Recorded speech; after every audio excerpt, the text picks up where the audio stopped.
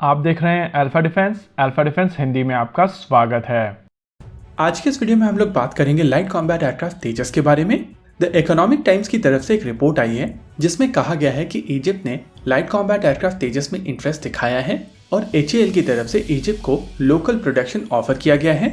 In fact इस local production में केवल LCA ऑफर नहीं किया गया है बल्कि ALH, रुद्रा और LCH भी ऑफर किया गया है। द इकोनॉमिक टाइम्स की इस रिपोर्ट के हिसाब से इजिप्ट की रिक्वायरमेंट 70 एयरक्राफ्ट की है और ऐसे में लोकल प्रोडक्शन ऑफर किया जा सकता है। अगर बात की जाए इजिप्शियन एयरफोर्स की तो ये काफी ज्यादा फॉर्मिडेबल एयरफोर्स है। इनके पास रशियन, अमेरिकन और फ्रेंच फाइटर जेट्स हैं।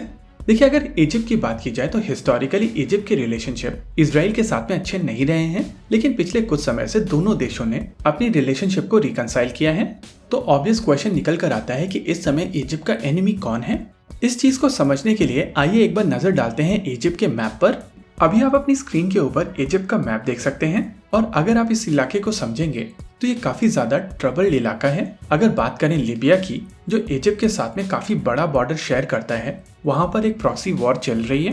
टर्की की रिलेशनशिप भी इजिप्ट के साथ में कुछ खास रही नहीं है। वहीं पर अगर बात की जाए कतर की, तो दोनों देश प्रॉक्सी वॉर्स में आमने सामने हैं, चाहे वो लीबियन वॉर हो या यमन में वॉर हो। और अगर इन दोनों देशों की बात की जाए यानी कि टर्की और कतर की, तो ये काफी ज्यादा इन्फ्लुएंशियल देश हैं और ये डर हमेशा इजिप्ट में बना रहता है कि नेटो से आ रही सप्लाईज ऐन वक्त में बंद ना कर दी जाए। और यही कारण है कि इजिप्शियन एयरफोर्स की इन्वेंट्री इतनी ज्यादा ब्रॉड है। काफी हद तक इजिप्शियन इन्वेंट्री पुरानी इंडियन एयरफोर्स की इन्वेंट्री की तरह दिखती है। अगर अमेरिकन फाइटर जेट्स की बात की जाए तो उनकी इन्वेंट्री में F-16 fighting Falcon A, B, C, D चारों वेरिएंट में अवेलेबल हैं और इनके लगभग 218 यूनिट इस समय उनके पास में ऑपरेशनल हैं। अगर फ्रेंच फाइटर जेट्स की बात की जाए तो उनके पास में मिराज 2000 19 यूनिट्स में, मिराज 5 81 यूनिट्स में और रफाल 24 यूनिट्स में ऑपरेशनल हैं। इसके अलावा 30 यूनिट रफाल और ऑर्डर पर हैं। वहीं पर अगर रशियन फाइटर जेट्स की बात की जाए तो उनके पास में 44 यूनिट MiG-29 और 17 यूनिट Su-35 भी ऑपरेशनल हैं। इसके अलावा 26 यूनिट Su-35 ऑर्डर पर हैं, यानी कि इनकी इन्वेंट्री काफी ब्रॉड है। और इस तरीके की इन्वेंट्री के लिए lead in fighter jet trainer एक बहुत बड़ी रिक्वायरमेंट होती है और मोस्ट लाइकली LCA तेजस इसी रिक्वायरमेंट के लिए पिच किया जा रहा होगा। वैसे अगर ऑफर को वैलिडेट करें तब भी कुछ इंडिकेशंस मिलती हैं कि भारत की तरफ से क्या इजिप्ट को ऑफर किया जा रहा है।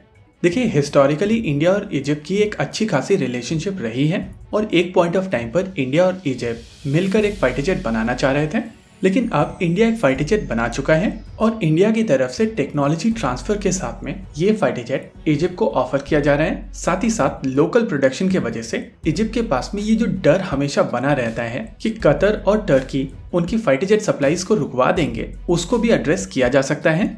वहीं दूसरी ओर LCA तेजस की अगर बात की जाए तो ये एक इवॉल्विंग फाइटर जेट है और देश में निर्मित होने वाली सारी टेक्नोलॉजी धीरे धीरे इस फाइटर जेट में इन्फ्यूज की जाएगी, यानी कि इसका अपग्रेड पोटेंशियल काफी ज्यादा है।